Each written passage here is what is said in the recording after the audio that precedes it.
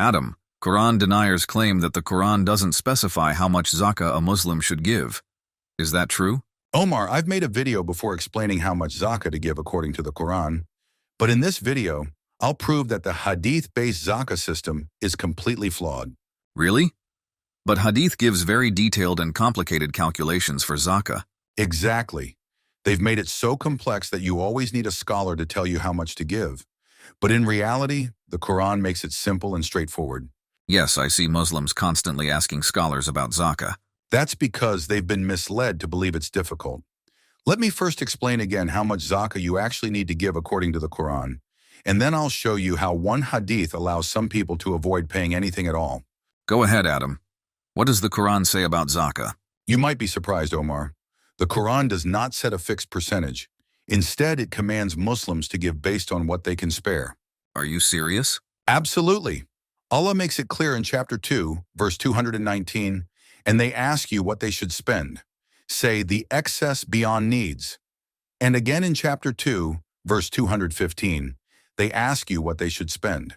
Say, whatever you spend of good is to be for parents, relatives, orphans, the needy, and the traveler. And whatever you do of good, indeed Allah is knowing of it. So I decide how much to give based on what I can afford? Exactly, Omar. And while the Quran warns of consequences for those who are stingy despite having wealth, it focuses on encouragement, not rigid percentages. Look at chapter 2, verse 261. The example of those who spend their wealth in the way of Allah is like a seed of grain that grows 7 ears. In every ear is 100 grains. And Allah multiplies His reward for whom He wills. And Allah is all-encompassing and knowing. And in chapter 57, verse 18, indeed, the men who practice charity and the women who practice charity, and they who have loaned Allah a goodly loan, it will be multiplied for them, and they will have a noble reward. That was so simple and clear. So why do we have all these complicated rules in Hadith? Because Allah made Zakah easy, but people made it difficult. Instead of following the straightforward command in the Quran, they introduced unnecessary complications. Now explain to me why the zakah amount from Hadith is completely wrong. All right, Omar.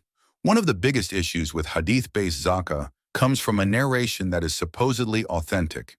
The Hadith has been narrated from Abu Bakr, Uthman, and Ali that Zakat is not obligatory on wealth until a full year has passed over it, authenticated as Sahih by Al-Nawawi. What's wrong with this Hadith? And why do people use it as an excuse to avoid giving zakah? I'll explain it with an example. It makes it much clearer. Imagine an employee who earns a monthly salary and also receives a yearly bonus. His monthly salary is just enough to cover his expenses, so he doesn't have any extra to give in zakah. But twice a year, he receives a huge bonus, let's say $100,000. Now, before the year is over, he spends every penny of his bonus, whether intentionally or unintentionally. He books vacations, buys luxury items, upgrades his car, and spends lavishly. According to this hadith, how much zakah does he owe? Basically nothing. Exactly, Omar. By following this hadith, he can avoid giving zakah for years, as long as he makes sure to spend all his extra wealth before the year ends. This hadith creates a loophole that allows people to live extravagantly and never contribute to the poor, all while thinking they are following Islam.